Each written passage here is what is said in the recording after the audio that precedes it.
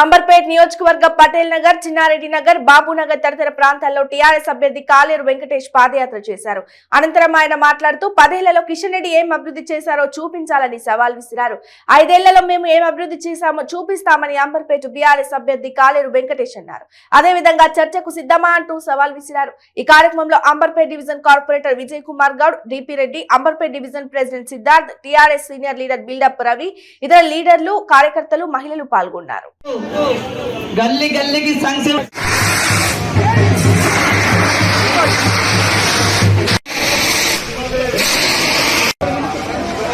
अम्मा दारू जो है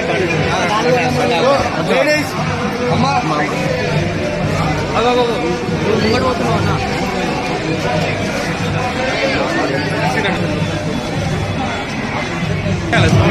సౌండ్ బంద్ చేయరా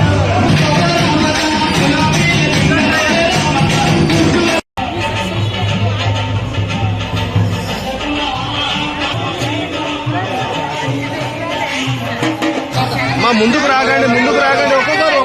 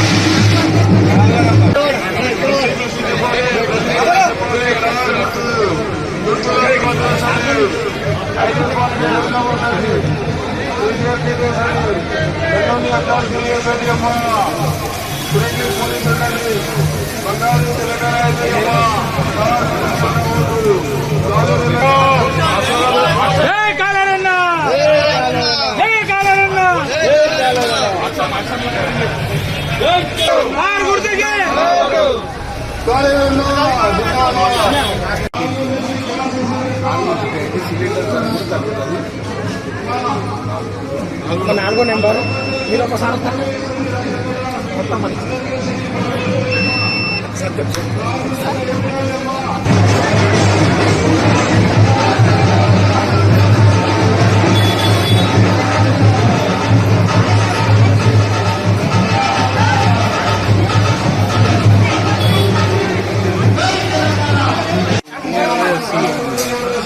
డివిజన్లో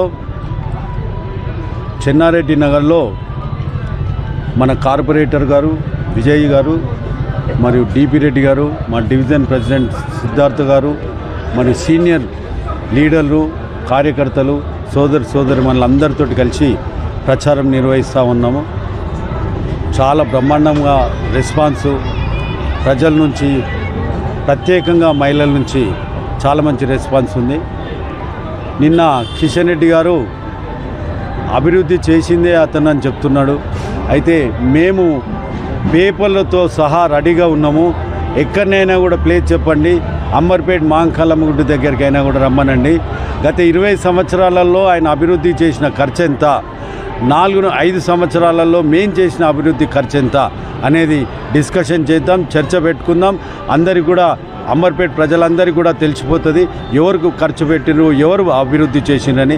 మేము పార్కులు అభివృద్ధి చేసినాం, మంచి కమ్యూనిటీ హాల్ కట్టించినాం, ఎస్ఎన్డిపిలో వర్క్ చేపిస్తున్నాం, ఆ తర్వాత రోడ్లు వేపిస్తున్నాం, ఈరోజు బస్సు దవాఖాన్లు పెట్టించినాం, మూసరంబాగు బ్రిడ్జు 52 crores తోటి శాంక్షన్ చేయించినాం, 48 కోట్లతోటి చాదర్ఘట్ బ్రిడ్జ్ శాంక్షన్ చేయించినాం. ఈ విధంగా ఎన్నో అభివృద్ధి కార్యక్రమాలు చేస్తున్నాము. మరి ఫీవర్ హాస్పిటల్లో 20 కోట్లతోటి మరి ఒక బ్లాక్ కట్టిస్తున్నాం. ఆ విధంగా చేసుకుంటూ పోతూ ఉన్నాము. దీన్ని బట్టి ప్రజలే చర్చిస్తున్నారు. కాలేరు వెంకటేష్ ఆధ్వర్యంలో మన కల్వకుంట్ల చంద్రశేఖరరావు గారు మరియు మన యువ నాయకుడు మంత్రి గారు కేటీఆర్ గారు బ్రహ్మాండమైన నిధులు మాకు ఇస్తున్నారు.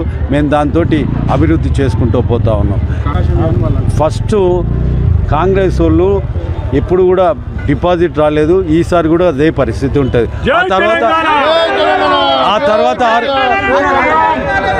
ఆ తర్వాత 6 గ్యారంటీల గురించి చర్చిద్దాం.